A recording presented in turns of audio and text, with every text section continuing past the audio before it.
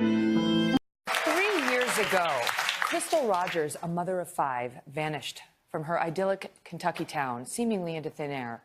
A new Oxygen series now dives into the disappearance of Crystal Rogers and another shocking tragedy that would soon follow. Watch.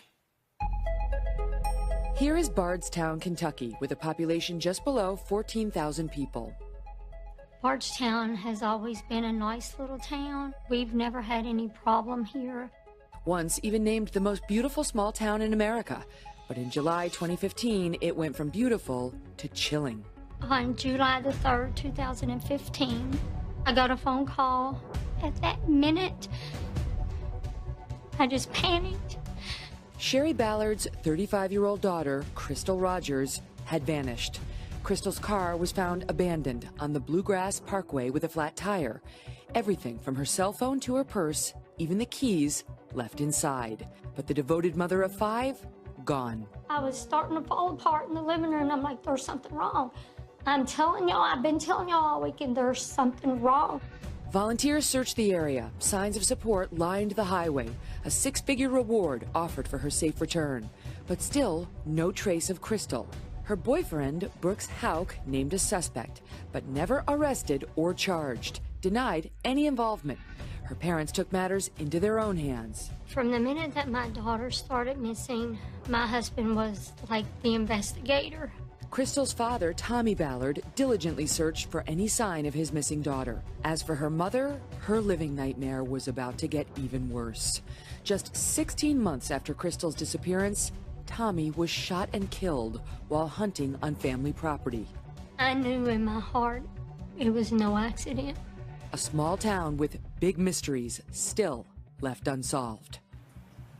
Joining me now, Sherry Ballard, Crystal's mom, and her younger sister, Brooke Bryan. Thank you both so much for being here.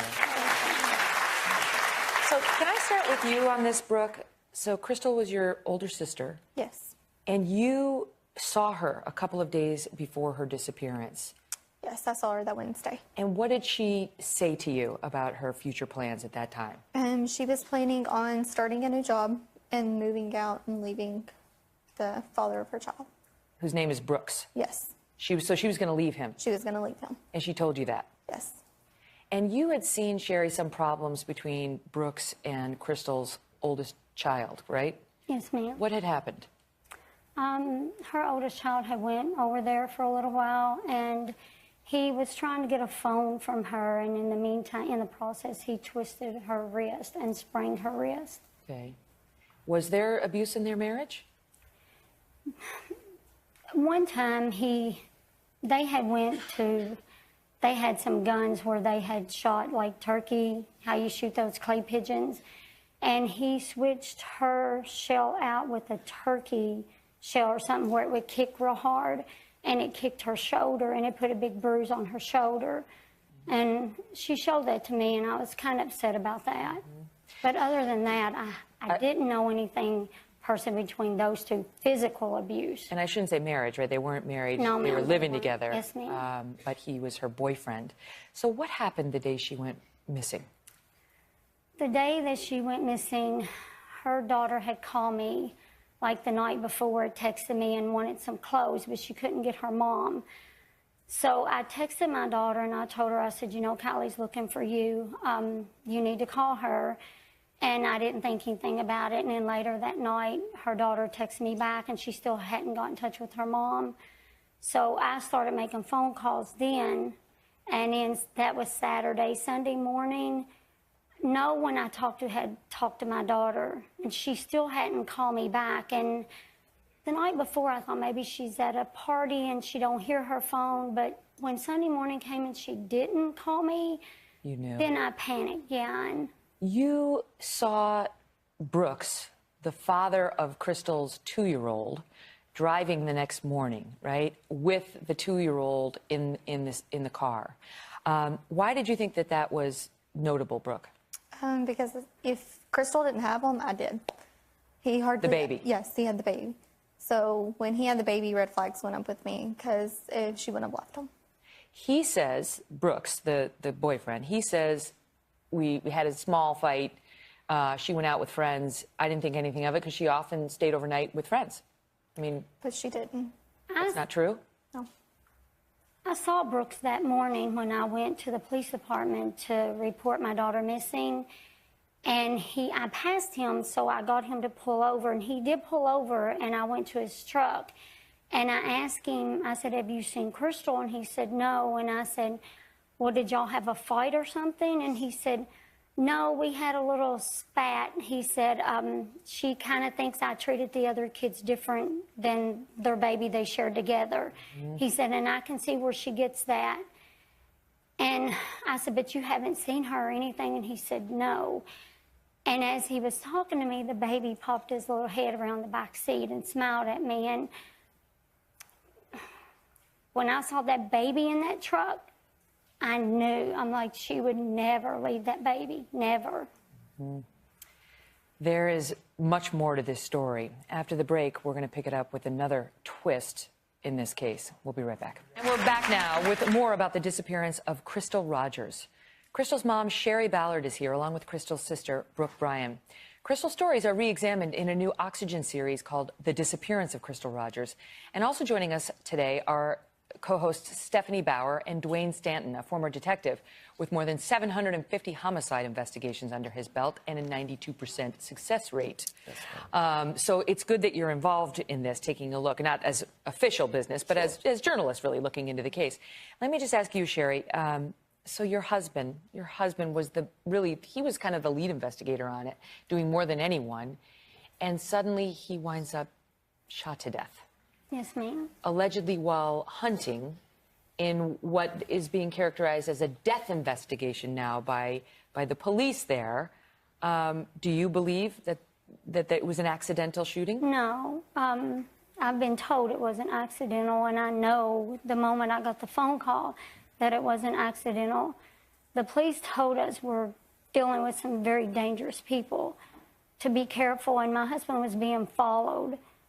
He told me that before, but we had to do what we had to do to find my daughter. And that morning, he was just hunting on our farm with my grandson. My grandson was standing right beside him when it happened. Oh, my goodness. That was just a technical thing. Sorry, it was an ill-timed technical thing. A light popped. I'm sorry. That was kind of scary. So, I mean, what do you believe happened here? What do you believe happened? I believe someone wanted my husband out of the way. I think my husband was getting close. They knew my husband would never give up looking for my daughter. And I think he was a threat to them. And so you think it was the same person who you believe took your daughter's life? In my opinion, I honestly do. I mean, of course, they're considering Brooks Houck, the Crystal's live-in boyfriend. We did get a statement from him. He said as follows from his lawyer: Mr. Houck has repeatedly, vehemently, and publicly denied any wrongdoing in connection with the tragic disappearance of Crystal Rogers and the death of her father. I've advised him that submitting to further interviews would serve no purpose and may further the pain to Miss Rogers' family, who unfortunately seems focused on him as a suspect. Well, the police have also called him a suspect. And his brother, who was on the police force, actually took a lie detector test and reportedly failed. So they haven't been able to make an arrest in the case, but they're obviously looking at these two. Dwayne, let me start with you on it. Why do you think they're not openly saying that the investigation into Crystal's dad's death is a homicide investigation, is a murder investigation? According to law enforcement on that particular case, they just don't know 100% that it is a homicide. The theory does present itself that it could be an accident. It has to be proven one way or the other, and they just haven't done that yet. Stephanie, this series gets into not just the details of this case, and they're so far beyond what we could cover in these 2 blocks, but 3 other unsolved murders in this small, little, perfect town. Do you believe, is the theory that they might be connected somehow? Well, to be honest, when we arrived in town, beautiful town, a year ago, you can't imagine that all this tragedy has happened. But as soon as we got there, it was apparent. But you wonder, are these crimes connected? There was the murder of a Bardstown police officer, Jason Ellis, an ambush-style murder. Then following that, a year later, a mother and daughter are brutally murdered in their home. Then, of course, Crystal goes missing and Tommy is murdered. the fact that these could even happen in this small town is shocking. And when we got there, spent a lot of time there, the townspeople say, we think it's connected. This is not coincidences. One leads to another, and everyone's afraid. Dwayne, could it be a coincidence?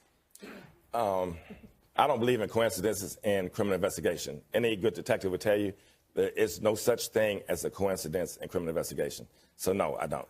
What about the box of evidence that your husband left behind? He left behind his clues that he didn't really want to give to law enforcement, but you have them. The box is huge. We had access to the box thanks to Sherry and her family. I've never seen anyone in my career put together so much information, detailed information, and I talk about this in the series, categorize information, and Tommy put it together in such a way that it was easy to follow. And I'm sure when he put it together, he didn't know that we would be looking at it. But the few things that did come up that we didn't understand, we would go to Sherry, we would go to Brooke, or we go to Casey and say, hey, what does this mean? And they could explain it to us. It was amazing what he did. It's incredible, the aha moments he provided for Absolutely. you. And so sort of in a way has passed the baton so that this investigation stays open and that justice is brought to whoever took Crystal and whoever, if anybody, murdered your husband. Thank you all. And check out the series. Do want to tell you we reached out to the Kentucky State Police Department. They say they're actively investigating, but due to the nature of the open and ongoing investigations, they cannot discuss any details or updates. They say we've dedicated 2 full-time seasoned detectives to all of these cases in the Bardstown area. All the best to you guys. Good luck with it. Check it out on Oxygen. It's called The Disappearance of Crystal Rogers this Saturday.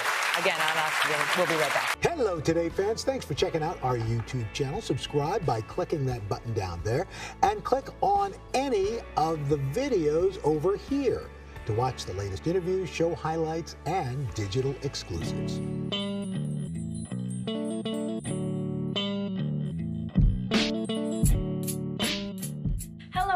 And welcome back to my channel. So today's video is a highly requested video.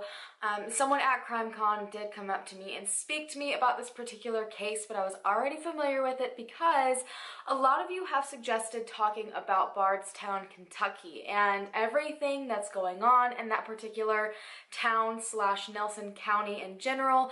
If you're not aware of it, there was a pretty large string of unsolved murders and 1 disappearance. And the disappearance is what I'm going to be speaking about today. There's a lot of speculations revolving around the Bardstown murders, is what they call them, and this, like I said, missing person. And everyone's very interested in this and wants to see my take on it. So I will say, as I've said already 3 times, hello too much caffeine today, but I'm only talking about the missing persons case today, and I would love to do kind of like an entire series on this where I speak about all the other murders. I do speak on one of them in this case because it is for sure probably related. So if you guys want to see the other unsolved murders, I can make videos on those. I know I used to make a lot of unsolved murder videos, but I have not in a very, very long time. Enough of the rambling. So today's story, we're talking about Crystal Rogers, and this case is a wild ride. I listened to hours of interrogation footage. It's one of those where there's a pretty good chance that they know what happened and who did it. It's just kind of solving it, and I feel like I've been covering a lot of those lately, but I'm interested to hear your take on it because you guys know I try to look at both sides of the story, and can something easily be explained, you know, because of just coincidences or other circumstances that we're just not seeing? And I'm very interested to see if you guys can pick up on any of that in this case, because everything seems pretty suspicious and sketchy in my personal opinion. Crystal Rogers was 35 years old when she went missing on, well, technically she was last seen on July 3rd of 2015, but she was reported missing on July 5th of 2015. So Crystal was a beautiful young mother of 5 children, and they were ranging in age, and her youngest was with her most recent boyfriend, Brooks House. So Crystal, unfortunately, was not the first person in her family to ever go missing. Back in 1979, I think it was, her Aunt Sherry actually went missing under very similar-ish circumstances. Also, on top of this, Crystal would not be the last bit of tragedy to strike this family either. So now we're going to get on to what happened with Crystal. So as I said, Crystal was in a relationship with a man named Brooks Houck, and they had a young son together, and at the time she went missing, he was around 2.5 years old, almost 3. The last day Crystal was seen was on Friday the 3rd. That day she did go to Walmart with a few of her children, and she showed houses because Brooks had a rental company situation going on. He had multiple different rental houses, and while he took care of the upkeep side of everything and made sure all the houses were taken care of, Crystal was the one who did a lot of the background work. She would show these houses out to potential renters. She dealt with listing them and keeping updated on all the paperwork side of things. So that day she did go out and show a few of the houses. Brooks and Crystal did live together on Glenview Drive, but they planned on having an adult night, and as a parent I get that a lot. We will go out for a date night, we will send the kids somewhere else to have a night together, because parents love their children, but it's nice to just kind of have a night where you don't have to worry about it. And from what I saw, they didn't get that very often. She stayed at home most of the time. She had odd jobs here and there, but they had 5 children. All of them were not Brooks' children, but they all were Crystal's. And I don't think custody was a very set thing for her from what I kind of got from different interviews. She kept them, I'm pretty sure, most of the time, and then sent them off to the other fathers when they wanted to see their kids. So for the most part, it seemed like she had her children most of the time. So there's a lot of confusion in regards to this babysitter that night because of other reasons, again, that I'll get into later. But from what they see the day of, Crystal was texting one of her friends. The friend asked for her to bring the children to Chuck E. Cheese, and she told them she was actually getting a babysitter that night and sending some of the older children off with their father in order to have this date night with Brooks, and she seemed really excited about it.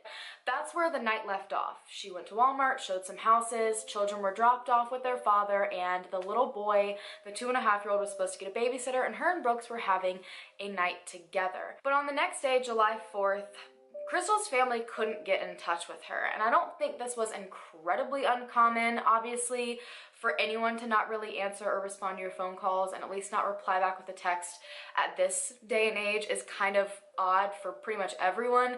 But I think most people knew she maybe was having a date night. They had plans. It was the 4th of July. There was a barbecue that Brooks and Crystal were set to go to. I think it was someone on Brooks' side of the family. So it's a busy day. It's not, that out of character for people to not respond to text messages. Usually people are drinking on the 4th of July. People are outside. They're just not with their phones. So that day came and went and nothing. And also keep in mind, Brooks had never contacted Crystal's family to say anything was wrong, so they just assumed she was okay. But then on the 5th, no one had heard from Crystal. And at this point, and again, I can't confirm any of this, but Brooks says that he called someone in the family and, he didn't know where she was, they didn't know where she was, so they all kind of realized on the 5th, I think, and again, timelines are wacko in this, that Crystal hadn't been seen by anyone since the 3rd, apparently. So sometime during the early morning afternoon of July 5th, 2015, Brooks met with Crystal's mother, and they both then realized together, hey, we need to go and file a missing persons report. Crystal's mother said Brooks didn't appear too concerned, and all he said was, well, yeah, you probably should do that. He didn't offer to report her missing. He so far hadn't reported her missing, and he lived with her, and he had their child with him. Later on that day, I think it was around 5 p.m., so just a few short hours after Crystal was reported missing, her car was found on the Bluegrass Parkway near mile marker 14, and the way in which her car was found was incredibly suspicious. Roger's father and brother found her car Sunday about 12 miles from the boyfriend's house. The car had a flat tire.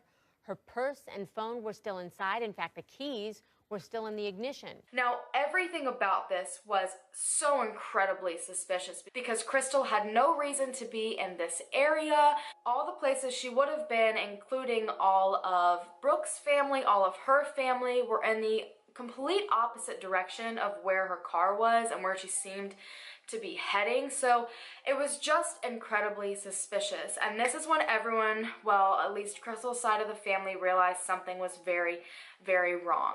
Now, Brooks was the last person to see Crystal, so he was one of the first ones to be questioned, and this was a wild ride. And if you happen to have a couple of hours to an entire day to watch these interviews that I'm about to get into, I highly suggest you do it. You learn a lot about people's mannerisms.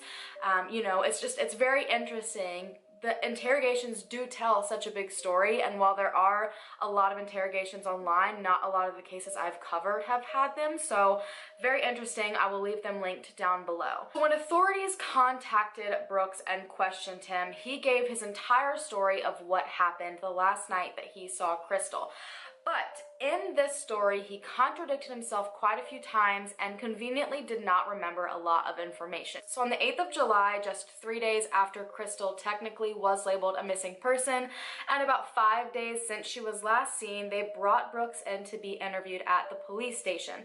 And he gave his side of the story and what events occurred that night. Now, Brooks said that he had a very busy day that day. He normally does. He's taking care of all these different rental properties. He's helping out at his mother's farm. So he's incredibly busy. So he said at around 5 p.m. is when he got home. He said that him and Crystal, and I think one of the daughters was actually there as well, had a very simple dinner, and they left the daughter behind to be picked up by, I think, her grandmother on her father's side. So they left, and he started explaining the whole babysitter situation. They apparently, according to Brooks, did take their youngest son, Eli, with them. He said that the other kids had been having some jealousy issues, and, you know, Crystal was still taking care of this little baby. It was a younger baby. You tend to take, you know, really young children with you pretty much anywhere you go. You don't normally get a babysitter. You can just throw them in with you and they tag along. But the other kids were very jealous of this, and it was causing some issues, so they just told the kids, according to Brooks, that they were getting a babysitter, and that's why they were going to their father's houses, you know, just so they wouldn't have this jealousy issue and say, hey, you're bringing the baby, but you're sending us off somewhere. Like, why would you do that? So he claims that's why this happened.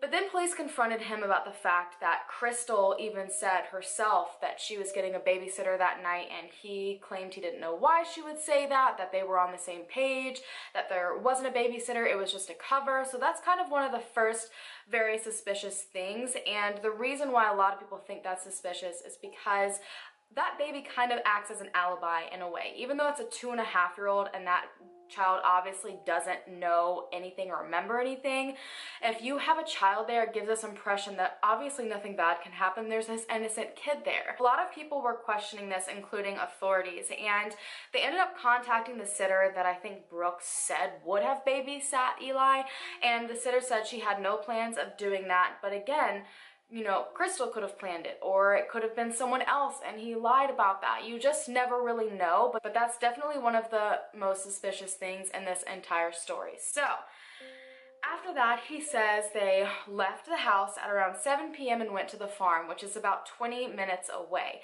So this put them there at about 7:20-ish. And he said they got out to feed the livestock and just spent a few hours there. But he was captured on security footage leaving again about 15 to 20 minutes after he originally arrived at the farm. And when police asked him why he left again, he said he was just going to the feed store, and on his way there he realized that they were probably closed, so he turned around and went back. This is another bit of information people are questioning, because I'm pretty sure he would have gone to the feed store to get it on the way to the farm. It doesn't make much sense that he gets there and then leaves and then comes back. And he goes there often enough to know when they need feed, and he still fed the cows according to him. So it's not like they were out and it was a necessity to go and pick this stuff up. So a lot of people are questioning this as well. So he gets back and then he claims, you know, him and Eli and Crystal are feeding the cows, and then he says that they took a walk up one of the roads and came back and then decided to leave between 11 p.m. and 12 a.m. He then says that they went home. It's again another 20-minute drive back home. He said when he got there, it was obviously late, so he went to bed, but Crystal stayed up playing games on her phone. He says when he woke up the next morning at around 6 a.m., July 4th, 2015, Crystal was not there and it was just Eli in the bed beside him. So police started asking why he didn't immediately call her, try to figure out what's going on. They haven't released phone records and when he did call her, but from their questions, I'm assuming it definitely wasn't right away. I don't even know if he called her more than about 2 times that day. He claimed that him and Crystal had kind of a rocky relationship and things were a little strained at times. So when she needed to cope with one of their fights, arguments, you know, times where they're not great, she would go over to her cousin's house, hang out with her sister, some of her friends, and do something called a fantasy party. I'm not exactly sure what that is or what that means, but he said they would have these fantasy parties and she would just be away for like a day and a half. So he claimed she would, you know, leave for the night, late at night to do this. However, he also went on to say that most of the time when they did this, he was the one that would watch everyone's kids. But for some reason, this time she never told anyone. So authorities were questioning the fact that she would just leave in the middle of the night and not tell anyone. She wouldn't have intentionally disappeared. Me and her was really close. Anytime that they would have gotten into an argument or, you know, she would have took a minute to leave, she would have texted me.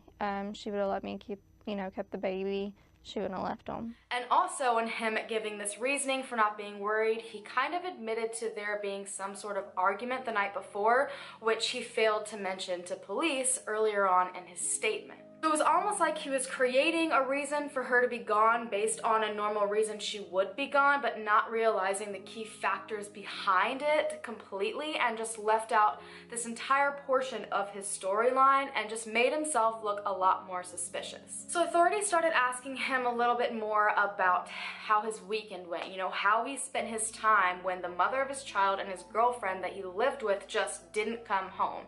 So he said he woke up early that Saturday, got himself ready, and then he went out to the farm. And he said he just kind of messed around for a little bit.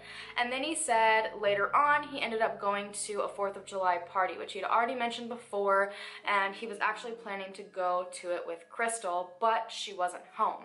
So authorities then asked him, because little did he know, they had already gone out to the property and saw that one of the bulldozers on the farm had recently been used in some sort of rocky gravel area. So they asked him about this, and all of a sudden he remembers that he did work on this area by the barn that had an issue with flooding. And then he started talking about how, you know, he went out there in the morning and just piddled around. Then they started asking what he did with his son while he was operating this heavy machinery, because again, he said he had his son this entire time, the night before and that morning. And he said that while he was operating a bulldozer, he had his son over playing with a tricycle. Besides the fact that that is obviously a safety hazard for the child, that could be a possibility. But, you know, again, this brings a little bit of questionable information to his story, because he didn't mention using this heavy machinery at first, and the more they started giving him details about how they found it, then he had a reason behind it. So again, just more suspicious. Authorities then started asking him if he burned things frequently on the property, which on a farm is very, very common. Like sometimes multiple times a day, they'll burn their trash. That's not an uncommon thing. And he said he did. However, he didn't know that dogs had actually alerted to one of the piles of burning debris. And before he knew that, he also admitted to starting a fire that Friday night. So the Friday night that he was last known to be with Crystal, which again is suspicious. So they started digging deeper into this, asking when he started the fire, and again, he started conveniently not remembering things. He didn't know if he burned it before or if he burned it after. It's almost like he had all these details when he was telling the story, but then when he was questioned about something in specific that he didn't realize could be connected to something, then he started backing down and not remembering anything. Folks didn't realize that authorities had already really started their own timeline. I mean, they hopped on this case like no other. So I want you guys to realize it's not like all of these suspicions came up out of nowhere. From the second all of this started, from the second they knew she was missing, people were suspecting something happened to her and that her boyfriend was very possibly involved in it. And their own timeline that they had started creating wasn't matching up with Brooke's timeline. So I said before that they had security footage, and I don't know if Brooks was aware of this or not, but his aunt lived at the very end of the road that the farm was on, and they had security footage that caught who came in and out of the driveway of the farm. Now, Brooks was seen, again, like I said, going in at around 7:15, 7:20, and you're not really able to see if there's anyone in the car with him.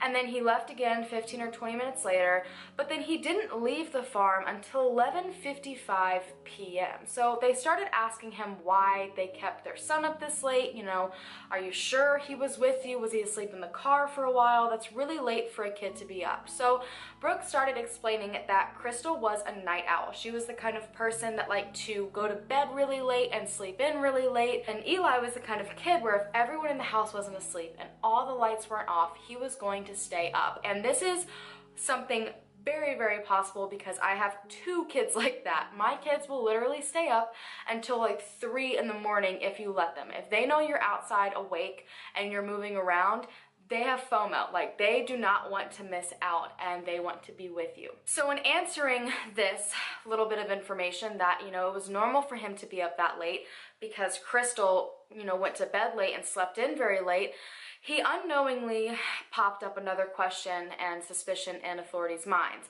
If Crystal stayed up that late and was up even later than you were, past possibly 12:30 a.m. and slept in late, why didn't you think it was suspicious when she wasn't there at 6 a.m.? And again, he didn't really have a good answer for that. You know, if you know that your girlfriend or your wife or your spouse or anyone, you know, goes to bed super late and sleeps in super late unless they have a very specific reason for getting up, if you woke up and they weren't there, that's like instant panic. At least that would be my reaction. I know when I'm asleep in bed with my husband, you know, if he gets up and goes into our daughter's room or can't sleep and goes out on the couch for a while, I wake up and he's not there, it's like panic because, you know, normally when someone's there, you know their routine. If you've been with them for 3.5, possibly 4 years like this guy had been with Crystal, you know these things. So, you know, you can't say they do something very specific and then also say that you're not concerned at all enough to even call family or police when you wake up early in the morning and that person's not there. Authorities then asked about a 13-second phone call that came into Brooke's phone right at midnight on the night that they supposedly left the farm, so not even 5 minutes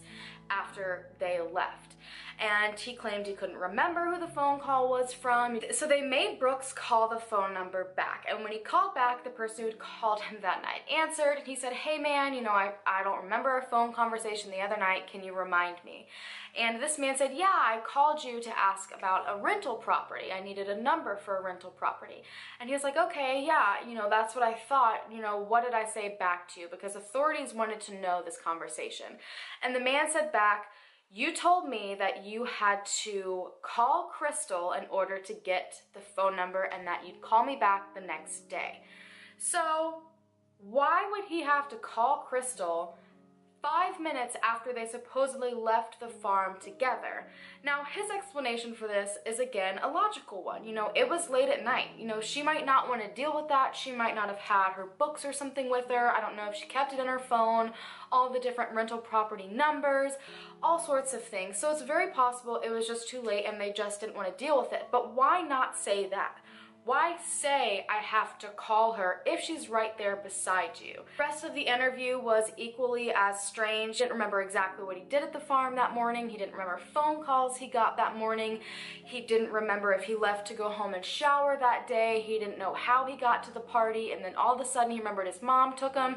And you guys, I understand that people are forgetful. I am honestly one of the most forgetful people in the entire world, not joking at all. But this was days before. This wasn't weeks before, even a week before. It was days before this interview, you know, and it wasn't just a random day. Obviously, it's hard to remember random days. It's easy to remember a day where you woke up and your girlfriend was mysteriously gone when, you know, it was the 4th of July, a fun day for most people with lots of family events. Like, I can remember the past like 3 or 4 4th of Julys, and I have a bad memory.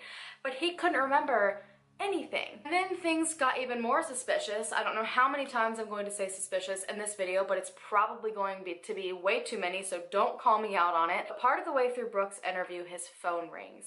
And the person on the other end of the line was his brother, Nick. Now, Nick works for Bardstown Police Department. So he called his brother in the middle of an interrogation as a police officer of that area. So that's like a huge no. Basically, the whole phone call seems very scripted and planned. And Brooks the entire time is repeating every single thing that Nick says, almost like he wants to make sure the investigator hears it. Sure. Hello? No. I'm up here. I know that you didn't know. I'm up here in this interview with the Detective Snow. I've been up here a good little while.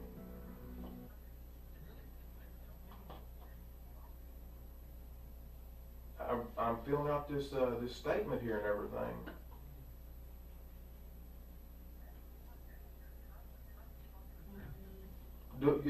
Are you telling me that's what I need to do?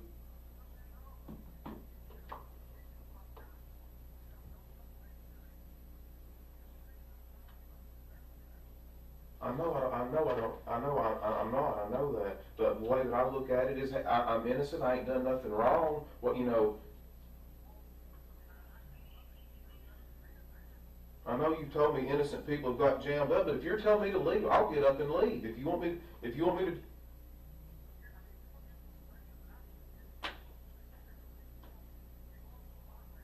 I know I'm going through a lot, but I'm trying to get this guy to help me.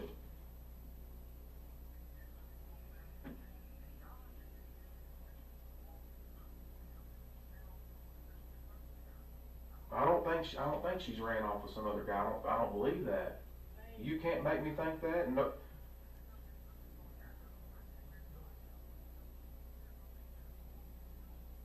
Yeah, so do I.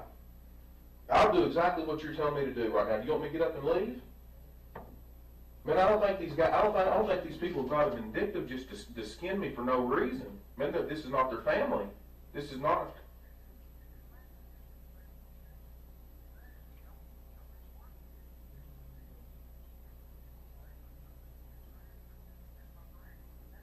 All right, thank you. He thinks y'all gonna fuck is what he thinks. I don't know who he is. Nick, my brother. If you want to go, you're free. No, I know it, but I'm not.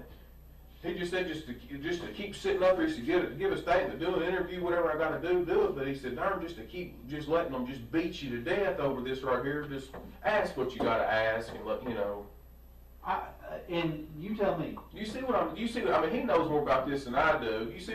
And have I told you that I'm for you? Yes, you have. I said, what did I say? My job is to find Crystal. It was almost like they wanted to, create this scene, create this story, and make the investigator feel a very certain way. And then the interview ended and the case moved on. Authorities brought out dogs to the area that the car was found in, and the dogs ended up not being able to pick up Crystal's scent. They got some items from Brooks himself from the home that he knew would smell like Crystal, and they gave the dogs this scent, took them out to the location, and nothing. Her car had a flat tire, but she had AAA, so if she needed help, she could have called for it.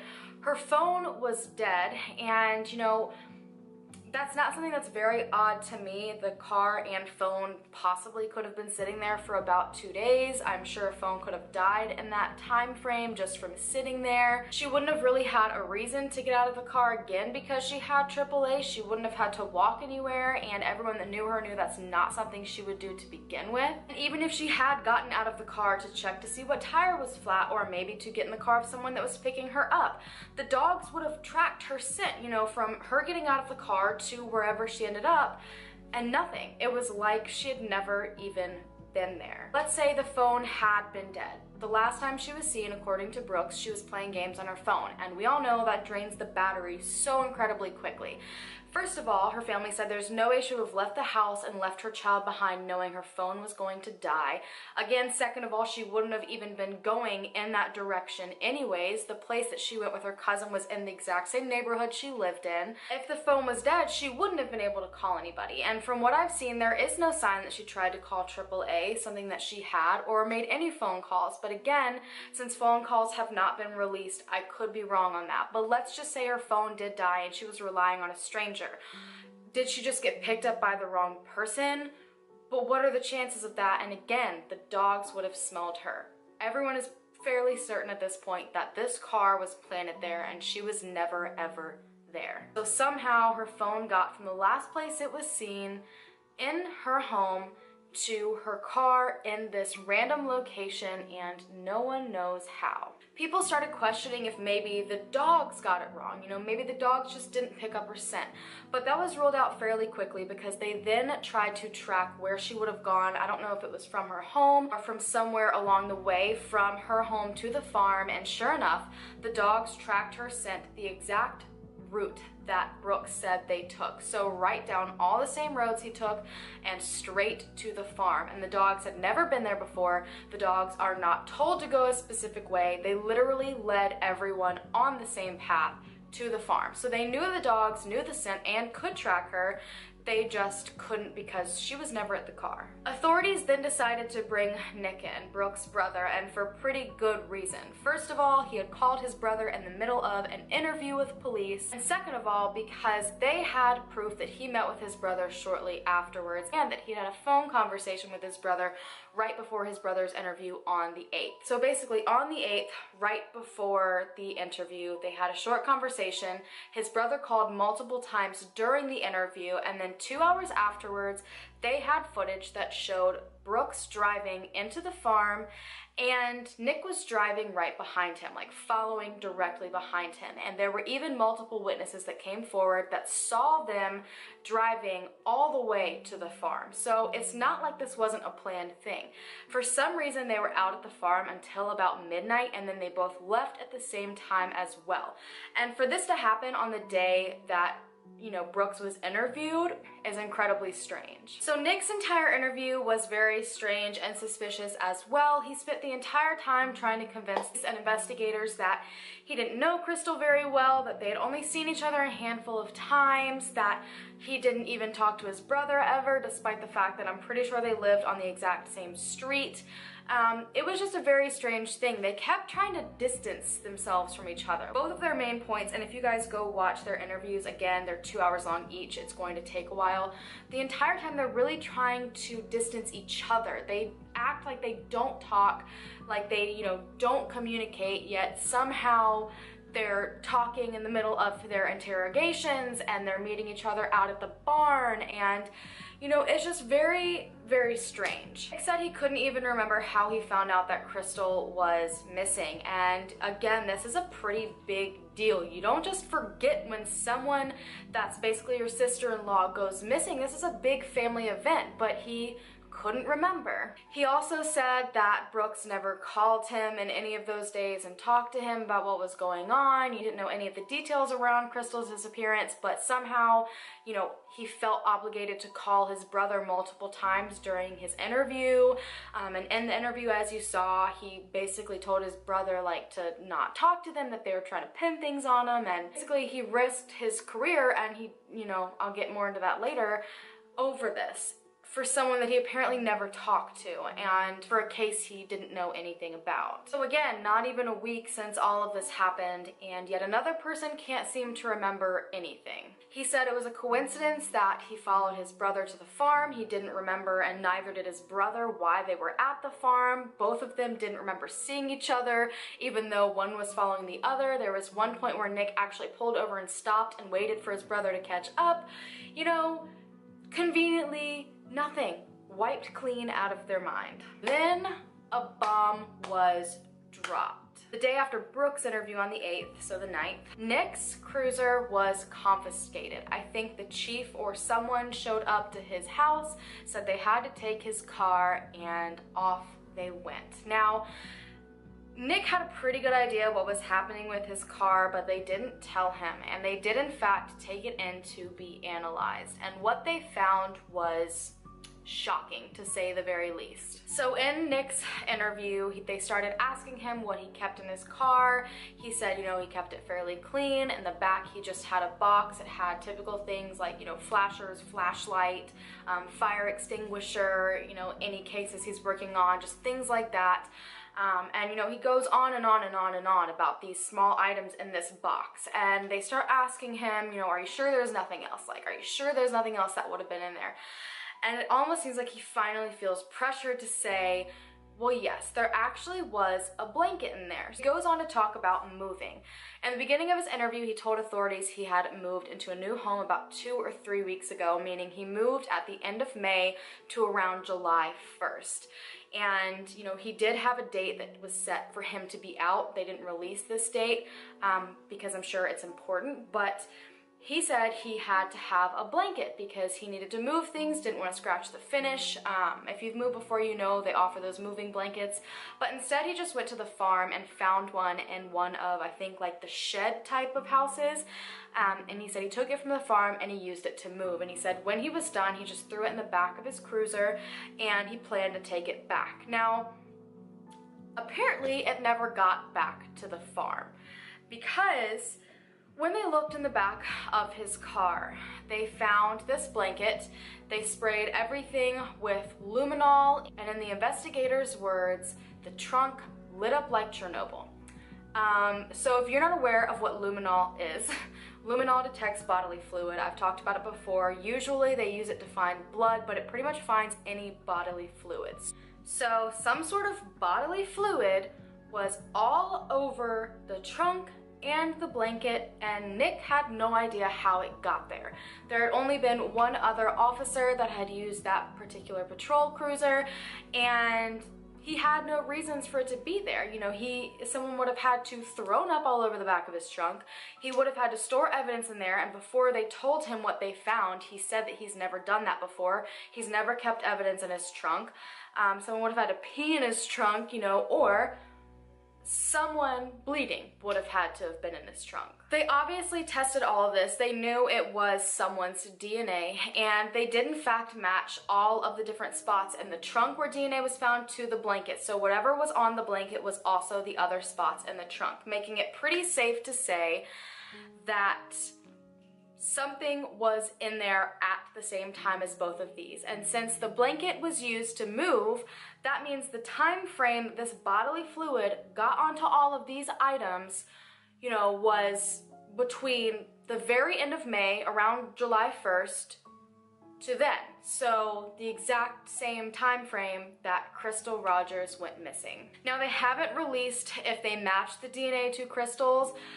I've got my own theories on this. I think it's very likely they have, and because I think they got results back in 2015, early 2016, that means it's been a couple of years now, and they haven't released it, which says one of two things to me. Either the DNA did match Crystal and they are keeping this as their lottery ticket to charging whoever they eventually charge. They just don't have enough information and they don't want to release it to possibly ruin their own investigation, or the less likely option, in my own opinion, is that it didn't match. But I feel like if it didn't, they would have come out and said that. You know, normally, though, when you see cases like this where they test DNA, you know, they find an answer and then they give an answer almost immediately one way or the other, unless there's just not enough information and they need to keep it for safekeeping, which personally is what I think is happening here. Fire extinguisher that he went on and on about as well was also not in the car, which again is suspicious because the dogs alerted to the fire pit basically at the farm, and Brooks admitted to having multiple fires, and the fire extinguisher is missing. Could that also just be, you know, he used it at some point and forgot that he used it and didn't replace it? Yes, possibly, but he didn't remember when the last time he used a fire extinguisher was. He didn't remember what happened to it, and I mean, again, I think you would remember using a fire extinguisher, especially when you're an officer. You remember everything that's in your car. You don't forget what's in your squad car. And then more witnesses started coming forward, and while they did, both Brooks and Nick were given polygraphs, and they both were given a polygraph test by the FBI. Brooks' test results were inconclusive, and Nick failed, and the questions that he failed on were all the ones that were asked regarding if he knew where Crystal Rogers was. Now again, I don't personally put a lot of weight into polygraph tests. I know a lot of people think it's great science and this and that, but there are a lot of different factors involved that can totally switch up your results to a polygraph test. I was doing a lot of research into it when I was, specifically looking into this case. So could that mean nothing? Yes. Could it mean something along with everything else? Also possibly yes. So Nick's neighbors ended up coming forward saying that they saw him move something from the trunk of his car into his mother's car on the 10th. So Brooks interviews on the 8th, his squad car is taken on the 9th, and then on the 10th he is moving some strange item out of the trunk of his car into his mother's car. Now, that alone, not suspicious. We know witness testimonies, they're not always correct. They're actually usually most of the time incorrect. However, in this particular case, a lot of witnesses came forward, not even knowing each other, with different pieces that backed the other witnesses' statements, if that makes sense. So, Keith Rogers, that same night on the 10th, he came forward and said at around 8:30 that night, he went over to Crystal and Brooks' house to get clothes for the kids because he was taking care of them. And he said while he was there, Brooks received a phone call, and this phone call was from Nick.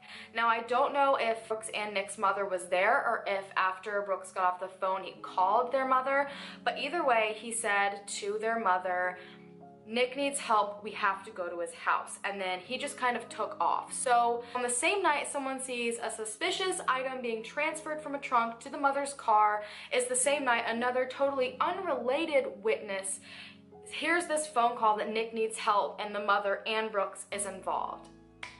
Very, very suspicious. Just days after this all happened, a warrant was served to search the 240 to 300 acre farm that belonged to the Houcks family. Not much has been said about the search. As I said, I think they are trying to build a very, very strong case because a lot of this might be circumstantial. So a lot of the details of these searches and everything are still very hush-hush. But we do know that they brought around 14 plus cadaver dogs. I'm pretty sure county and state police were there, and I'm almost positive FBI was there. Don't quote me on that. But the only thing that we know, according to Crystal's family, is that they saw some sort of farm equipment being taken away. So is that the bulldozer that they questioned Brooks about? I don't know. All I know is that they had some sort of reason to take it. Did they test it with luminol? Did a dog alert to it? I wish we had that information. That following September, Nick was actually suspended from the Bardstown Police Department, and there apparently were like 300-ish pages as to why. He had interfered with a police investigation by knowingly calling his brother in the middle of being interrogated. Apparently there were a lot of other illegal things he did stemming from the Crystal Rogers investigation. And then in October of 2016, he was officially fired from the police department. And they said he lost his job because as an officer, you have a sworn duty. You are supposed to protect and serve, and you are supposed to cooperate. And he seemed to be doing none of those. And they said he couldn't even live up to the basic standards of being a police officer, and he was interfering and not cooperating with police. He had told his brother not to cooperate.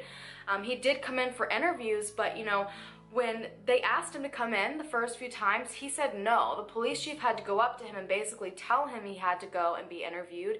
He had agreed to a polygraph test and then refused to it when the day came around until, again, the police chief showed up with the FBI and essentially, told him he had no choice, he needed to go and do it, he was being very uncooperative. And as a police officer, that's not what you're supposed to be doing. So he was dismissed completely from Bardstown Police Department. And then in 2015, about 5 months after Crystal's disappearance, a man named Danny Singleton was indicted for 38 counts of perjury after giving false testimony before a grand jury in regards to Crystal's case. So Singleton was a longtime friend of Brooks and a former employee. He did know Crystal. Crystal every once in a while would give him rides to and from work, but overall he was just a friend of both of theirs. But on July 4th, the morning that apparently Brooks woke up and didn't see Crystal anywhere, at 7 a.m. that morning, Singleton called him, and I guess there was some suspicion around this phone call. Again, not a lot's been released on it, but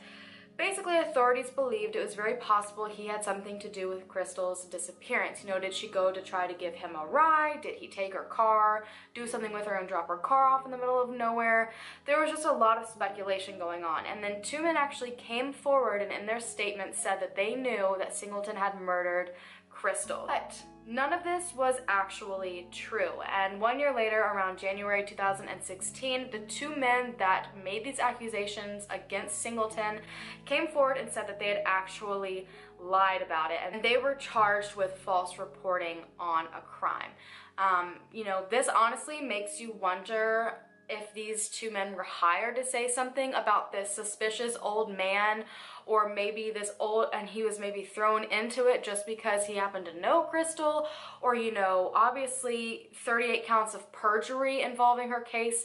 Singleton in some way was involved. Were they all involved in it? It's just really weird to me because it just seems like this random team effort a year later to get the case closed and quiet and someone away for it so people stop paying attention to it. Crystal's family personally believes that Singleton does know at least something about what happened, and they're hoping his time in jail will get him to say something. But I don't know. I'm not convinced personally that he knows anything, but again, I don't know what all these counts of perjury are for. I don't know what that revolves around, but I guess eventually that will come out. And then tragedy hit the family once again. There had been searches and so many investigations, so many people spoke in front of the grand jury, but Crystal's case seemed to be moving at a snail pace.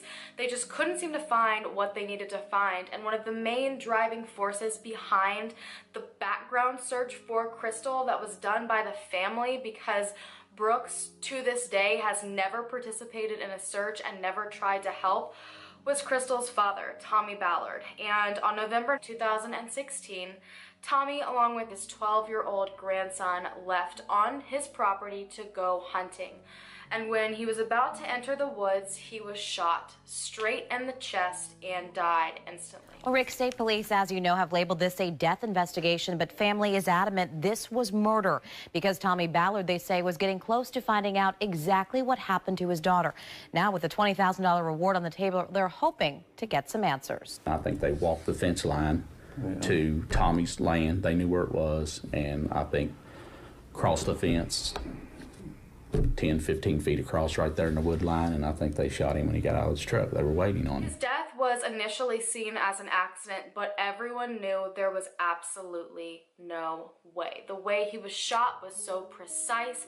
It killed him right on the spot. No one came forward, you know, saying, hey, I was hunting and I accidentally shot him. But then authorities started to believe it wasn't an accident because Tommy had recently come to his wife and told her that he was being followed. And they were able to back this up because he had just recently installed a camera in his truck to watch someone that was tailing him. So he had reason to believe someone was following him, and you know, if someone saw him leave his house early that morning, they were watching him, or he had a routine of going, you know, out hunting early in the morning, they easily could have been set up and ready. You know, I'm sure he entered the same spot when he went hunting, maybe to go to a blind or something like that, and they were there and they were waiting. I mean, a shot to the chest perfectly to kill someone instantly. I mean, you could be a great hunter, but if you are shooting something that you think is a deer and it's someone standing up, what are the chances that you're going to hit that person in such a perfect spot that you kill them instantly? It definitely was no accident, and everyone in the family knew that whoever killed Tommy probably was also the same one who had something to do with Crystal's disappearance and probable murder. Whoever did whatever they did to Crystal would have great motive for wanting to get rid of Tommy, because as I said, her dad was the driving force of everything. They had made shirts to wear to make sure people remembered her face and remembered her story, and he didn't take it off unless he was going to church. They even ended up burying him in one of the shirts. He wasn't letting anyone forget. If a lead came in that he himself could check up on, he would do it. He organized all of the searches, and one of the biggest searches they had set to date, he had organized and was set to happen just a few days after he was shot in the chest. And if that's not suspicious, I don't know what is. And everyone thinks, you know, this search, maybe it was too close. Maybe he was getting way too close to answers and Crystal and the person responsible, and they had to get rid of him. Crystal's family continued putting up signs and, you know, demanding that the public and police department didn't forget Crystal. And I personally have seen a lot of cases, and I don't think the police department forgot Crystal. I just think it's one of those situations where they just keep a lot to themselves to protect the integrity of the investigation. But I can see how that would frustrate a lot of people who really just want answers. Crystal's family was also in a battle for visitation rights. Crystal and Brooks' son Eli, because ever since Crystal went missing, Brooks wouldn't let the family see him at all. They planned different visits over and over and over again, and he just wouldn't show, so they had no choice but to take legal action. As I said before, Brooks wasn't offering to help search or put up signs or flyers or speak publicly or come to vigils or do anything, and he kept saying to people, oh, well, it's because I'm working on things behind the scenes. But isn't every family of a missing person, aren't they all working on things behind the scenes with investigators and FBI and different police departments? You know, but they still make time to actively go out and search for someone. But the family, again, wouldn't give up, and they had signs everywhere, and after a while, the signs got very, very blunt. They said things like, who murdered Crystal? There were a few signs that said Brooks, Houck, where is Crystal Rogers? Like calling him out directly, you know, all sorts of signs everywhere. And the town discouraged them from putting up these signs. They said that it was affecting the tourism and people thought it was just a town full of murderers. But, you know, the family was really just trying to make sure nobody forgot. I will say it was a little bit blunt, but, you know, you do what you have to do. And then the signs at one point started going missing. They were being taken from people's yards who had paid, you know, for their own sign to keep up. They were being taken from gas stations, you know, of people that knew the family, ran businesses and put signs everywhere. People were finding them destroyed in fields or in dumpsters. And so they tried to figure out who was taking these signs down, because again, that's suspicious. You know, if someone who people think has been murdered, their signs are being stripped down and destroyed, who wants to keep something hidden? And they ended up actually tracing this person back to another girl named Crystal, but this was Brooks' new girlfriend named Crystal. She had been taking them down and destroying them, and this was a woman who was now romantically involved with a person of interest in this case, and that's just crazy to me. You know, while a lot of them did directly accuse him, you know, I understand taking those down because that's like really tarnishing someone's name that's not been proven guilty. But all of the other ones, why would you take those down? Why do you want all the attention in general taken away from this? And she did end up, you know, admitting that she did it, and she was charged for it, but it was just a mess. And, you know, to a lot of people, it seemed like the authorities had a lot of information, especially on the brothers. They had searched multiple houses multiple times, brought in so many cadaver dogs, had announced that they found some sort of DNA, and the fact that somehow that brought no answers, people were screaming corruption. And I've said it already in this video, I don't think corruption is involved here. Honestly, I think everyone's trying to handle it the best way that they can and protect the integrity of the case. And I get how it's so frustrating when it seems like they have all the answers, but you've got to remember in situations like this that you've got one shot to bring whoever is guilty down. And if they somehow manage to escape, if you don't bring every shred of evidence that you have found, and I mean you're bringing 100% damning evidence that this person did it, they can escape and there will never be justice. You cannot retry someone for the same thing. You know, it's a very sensitive situation. You know, I don't think corruption's involved. It's just they're doing what they can. Houck's grandmother has even been a subject of court hearings. She wasn't really involved in a lot of this investigation until after Crystal's father was shot. A suspicious car had been reported at the farm in the time frame that Crystal was reported missing, and no one really knew where this car came from. They couldn't identify it, and then they found out that the car that people were describing was actually a white Buick that was owned by Brooks and Nick's grandmother. Authorities believed that this white Buick was used to dispose of a body and then cleaned up and sold. And they believe this was done to prevent them from getting the last little bits of evidence that they would need to probably prosecute. It was a big mess with the grandmother. I think she was about 84, 85 years old when this was going on, and you know, they were trying to get her to testify, but she was an elderly woman. Her memory's not that great, you know, not in the best health condition. And you know, they needed her to testify. They needed her to talk about this car and, you know, what happened, who had it, why she sold it, when she sold it exactly, if the brothers ever used it. But she actually ended up pleading the fifth to not self-incriminate. And then when they finally got her in there, she asked for like a private hearing basically, and they decided then and there that everything she ever said would be sealed and confidential. They most recently searched her property in July of 2017, specifically looking for bullets and reloading equipment. And I am not 100% savvy on guns or anything like that, but from my understanding, with reloading equipment, you basically make your own bullets. And according to some people involved, this wasn't actually about Crystal, it was about her father, Tommy. So obviously, I think all of our thoughts are going in the same direction. I personally believe that authorities have the bullet that killed Tommy, and there's good reason to believe that whoever killed Tommy was responsible in Crystal's disappearance. And I believe they think they can match this bullet with possible, you know, bullets made with this reloading equipment. So, you know, it has its own markings, it has its own character traits.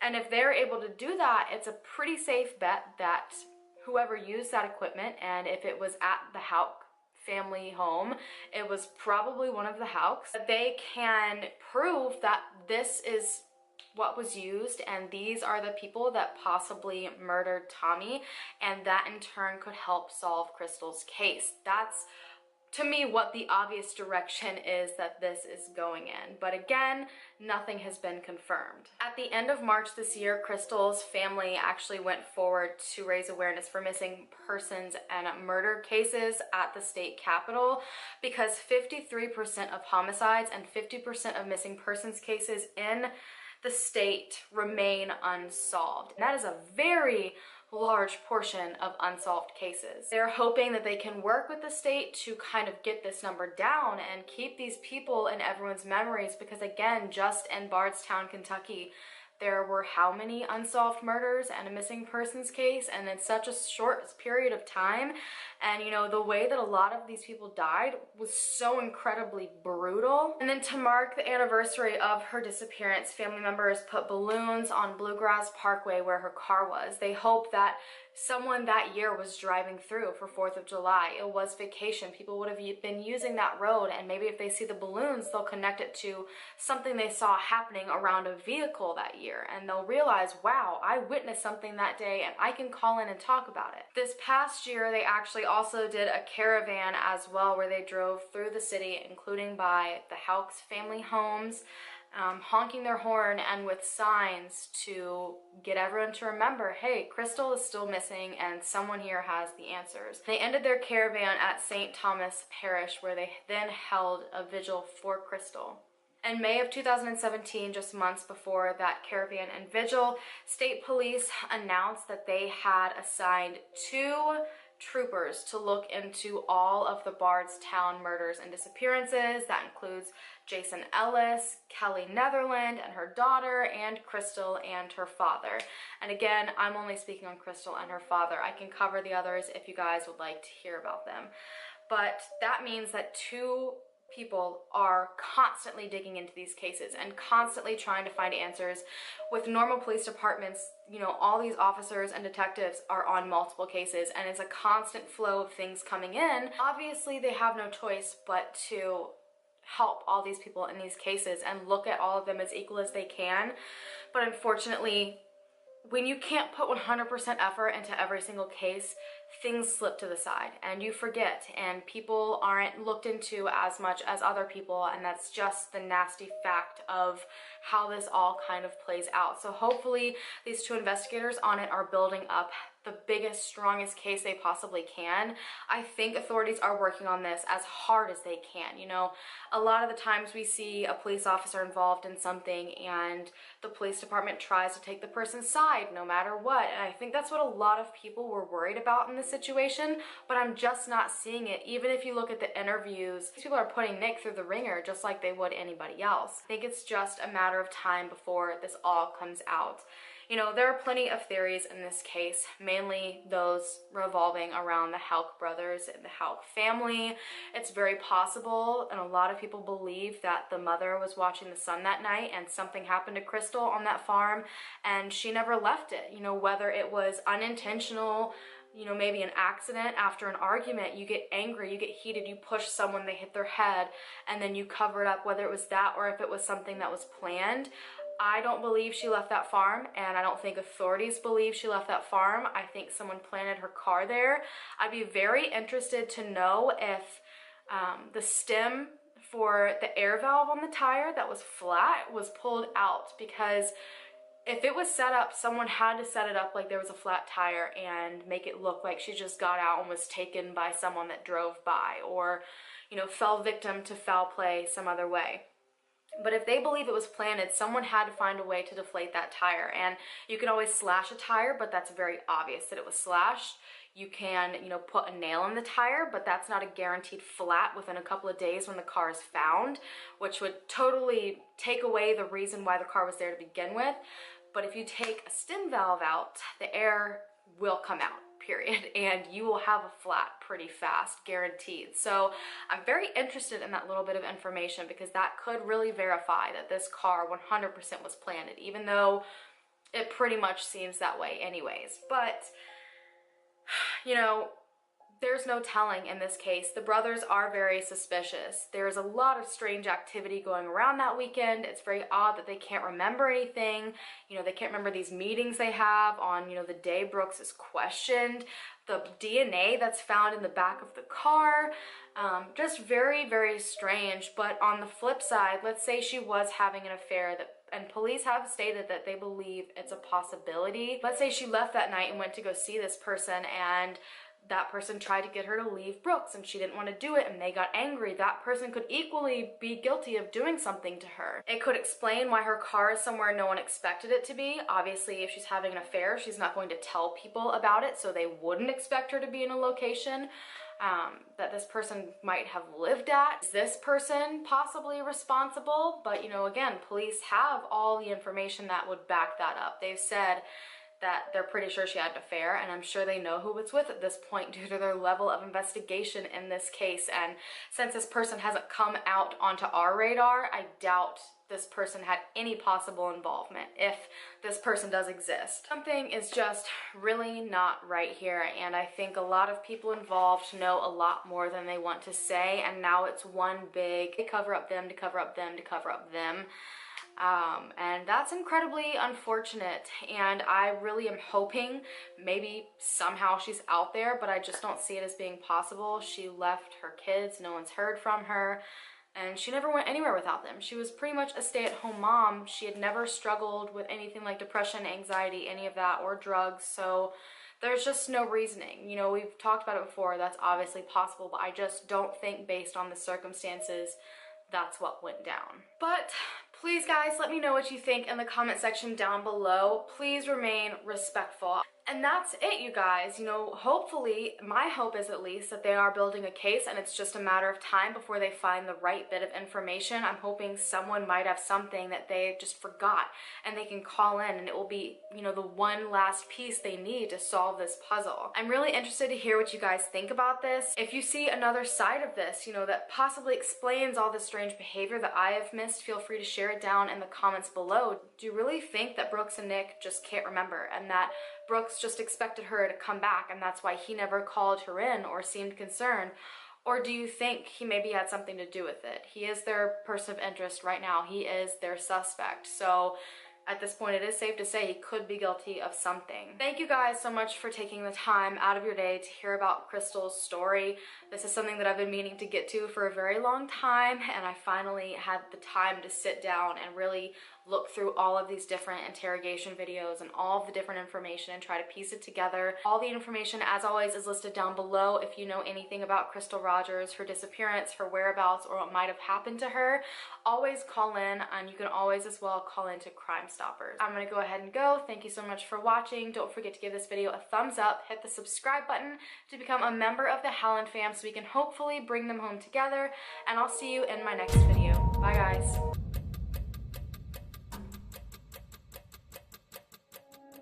It's been 39 years. People say you learn to deal with it or learn to live with it. I just think it's something you have to do. You wake up every day and you think about it all the time. It never leaves your mind, really, in all honesty, about Crystal, Tommy, and Sherry.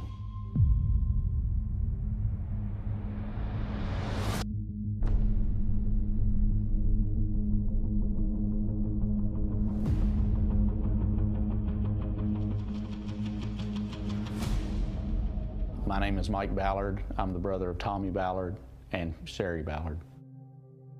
Sherry was 19 and a half. It was January 29th of 1979. Remember, it was code, and she had left to go to town and, you know, never came back.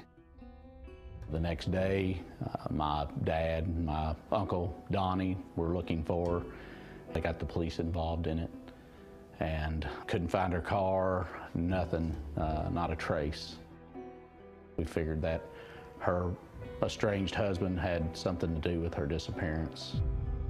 Sherry was a senior in high school. Eddie was a little bit older than her when they started dating. Sherry was pregnant, 7.5 months pregnant, and Eddie didn't want to pay child support.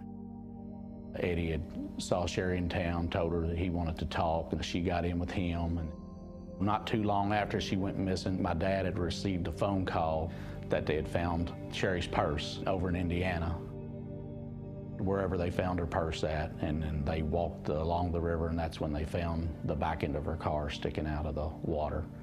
And of course, there was no body. Relentless searching for Sherry went on for a long time. It was almost like a copycat murder. The way that Sherry's car was taken and left somewhere, and the way that Crystal's car was taken and left on the bluegrass. 1982 is when they finally found Sherry. My Uncle Donnie was in a federal courthouse one day, and he happened to see George Weir, which was the guy that helped murder my sister. George was in there on, I believe, burglary charges, and I think they cut a deal with him that if he would talk and give him information on Sherry, that they would work with him on the other charges, and he did. George just spilled the beans on all of it, and he led them to her remains. My understanding is they moved her body 3 times. They buried her once, went back, and buried her again, and then my understanding was they burned her and then took her remains to the last place it was.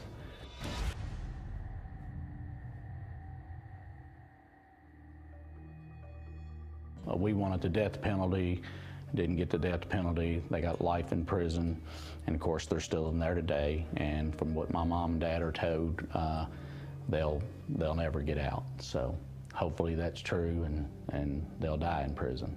So.